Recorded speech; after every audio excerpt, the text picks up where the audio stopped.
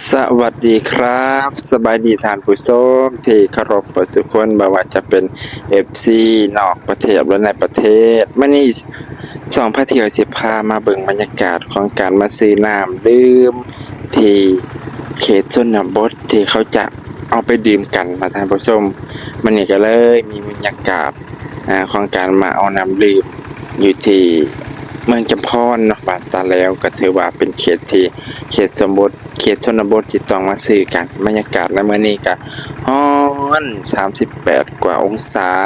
ซึ่งก็เวลาประมาณบ่าย1บ่าย2ท่านผู้ชมอันนี้ก็อยู่ในช่วงเวลาที่มันกำลังร้อนหลังสงกรานต์ท่านผู้ชมแล้วก็นี่ก็คือบรรยากาศที่พวกเราได้ซื้อน้ำแล้วก็ประมาณ2ถังใหญ่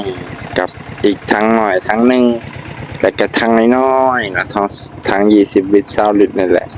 เกือบ20ถังนี่ซึ่งก็บรรทุกใส่รถ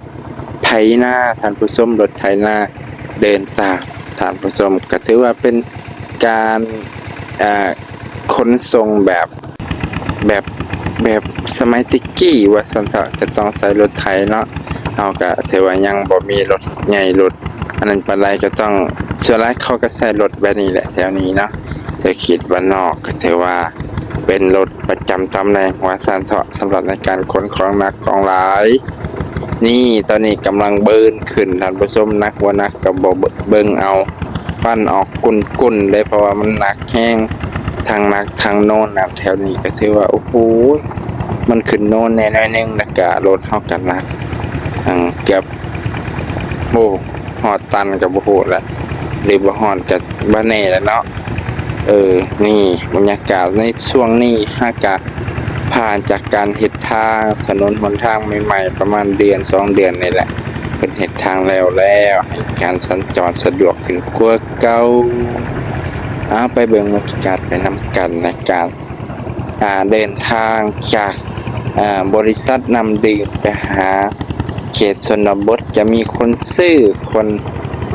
กวักซื้อนำบ่เนาะบางคนก็อยากกินน้ำดื่มอยากดื่มน้ำสะอาดคือกันได้เพราะว่าช่วงนี้มันต้องดื่มน้ำสะอาดเพราะว่าถ้าดื่มน้ำบ่สะอาดจะเป็นไข้เลือดออกไข้ยุงอันนี้ก็เป็นไปได้เด้อท่านผู้ชมไปเบิ่งน้ำกันเลยป้าจิโทมันนี่ก็แดดพอสมควรท่านผู้ชมที่เคารพแดดฮ้อนเปรียงๆเลยหัวจนสิระเบิดแต่เป็นจังไดก็แล้วแต่ในการเดินทางของเฮาก็ยังบ่ทันสิ้นสุดถึงเส้นทางพ้นจากเส้นทางเฮ็ดทางใหม่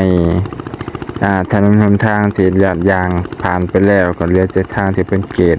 ไว้พร้อมที่จะเฮ็ดถนนหนทางใหม่เนาะอันนี้ก็ถือว่าฮอดกายครึ่งแล้วใกล้จะฮอดบ้านแล้วเนาะนี่หลังจากที่เดินทางมาไกลการจะฮอดเส้นทางแห้งยากกว่านี้การจะฮอดเฮือนก็เส้นทางยากกว่านี้ท่านผู้ชมแต่ว่าตัวนี้ก็ถือว่าใครแน่อีกน้อยหนึ่งก็จะวิดจากเส้นทางงามๆแล้ว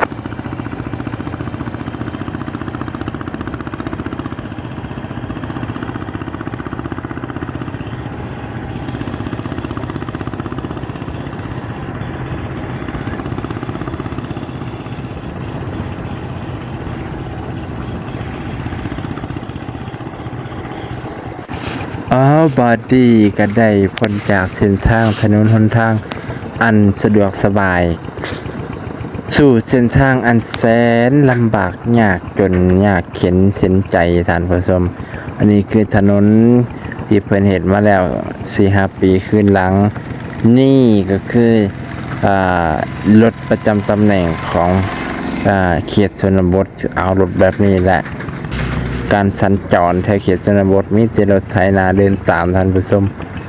ก็เสียงก็มีคันหนึ่งแซงพวกเขาไปอย่างว่องไวเนาะอย่างรวดเร็วแล้วก็มีอีกคันหนึ่งที่กำลังตามหลังมาพร้อมที่จะแซงไปกันโอ้โหท่านนี้ก็แซงไปแล้วคันที่2น่ะให้เป็นไปก่อนแต่ว่าคันของเฮานี่มันคันหนักน่ะจริงๆแล้วคันเฮาก็เร็วคือกันแต่ของเฮามันหนักก็เลยให้ปล่อยเพิ่นไปก่อนท่านผู้ชม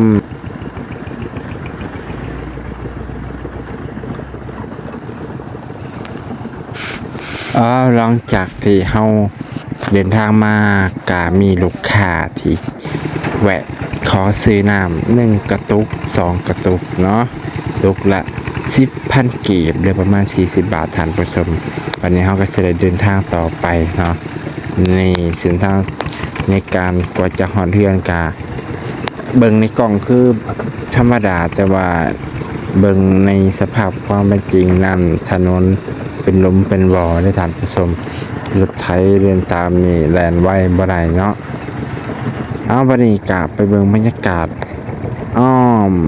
2ข้างทางเลย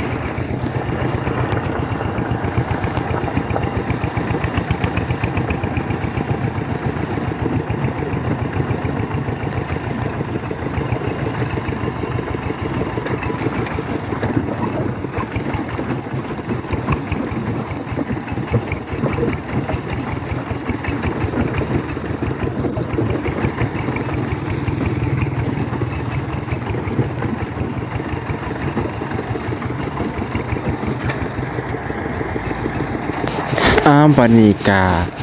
มาเอาน้ำลงไปให้ลูกค้าอยู่ที่ทุ่งนาอยู่ที่เถียงนาน้อยเนี่ยก็คือหัวเถียงเพิ่นเนาะเฮาก็สิได้ลงไปทั้งลุ่มหลังจากที่เพิ่นเคยซื้อน้ำตลอดเพิ่นก็อยากซื้ออีกเพราะว่าน้ำของเพิ่นน่าจะเบิดแล้วซื้อแต่ละเที่ยเพิ่นก็ซื้อ 4-5 ถังเพื่อในการจุนเจือในครอบครัวของเพิ่นประมาณ2คน3คนนี่แหละนี่ก็คือเฮาได้ไปส่งไก่ใกล้ชำแหละก็ลงไปคึกเขา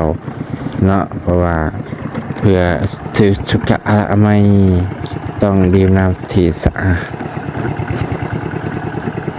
ป้าตัวถนนหนทางเป็นจังได๋จ้าผู้ชมโอ้ยสุดยอดเลยนี่คือสภาพทางที่ต้องลงไปส่งน้ำโดยที่เถียงนาของลูกค้าหลังจากที่เขาส่งแล้วเขาก็ได้กลับคืนเนาะนี่คือทางข้างจากนาของเพิ่นข้างนั่นก็เป็นป่าโอ้บรรยากาศอากาศก็ร้อนมากเลยนี่เนาะบรรยากาศเขตชนบทเป็นจังใดหลังจากที่เดินทางได้อีกระยะหนึ่งรถของพวกเขาก็เกิดการน้ำมันเบิดท่านผู้ชม ไปต่อบ่ได้น้ำมันก็เลยเบิดกลางทาง จนได้โทรไปทางบ้านก็บ่รับ เน็ตก็เบิดโทรศัพท์ก็แบตเบิดเน็ตก็เบิดโอ้โหทุกอย่างบ่เป็นไปตามใจเลยก็ได้ท่าเนาะก็ได้บังเอิญเจอกับคนบ้านเจ้าของที่วิ่งเข้าไปในเมืองก็ได้บอกเพิ่นว่าช่วยบอกคนในบ้านเลยเด้อตอนนี้น้ำมันของพวกเขาก็ได้เบิดลงแล้วเนาะเพิ่นก็ได้บอกคนในแฮนว่าส่งน้ำมันหลังจากนั้นเขาก็ได้เดินทางไปต่อจันทร์ผู้ชมใส่น้ำมันขวดหนึ่งเนาะไก่จะฮอดบ้านอีกประมาณโล2 โลก็ฮอดแล้วแต่น้ำมันเบิดเขาก็ได้ใส่น้ำมันนี่คือเขตแถว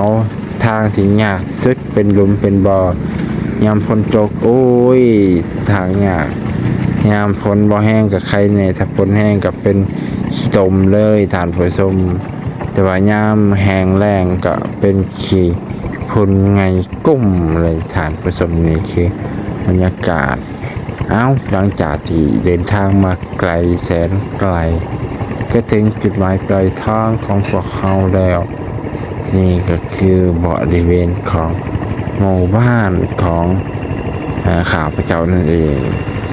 วันนี้ก็จบเพียงเท่านี้สำบายดี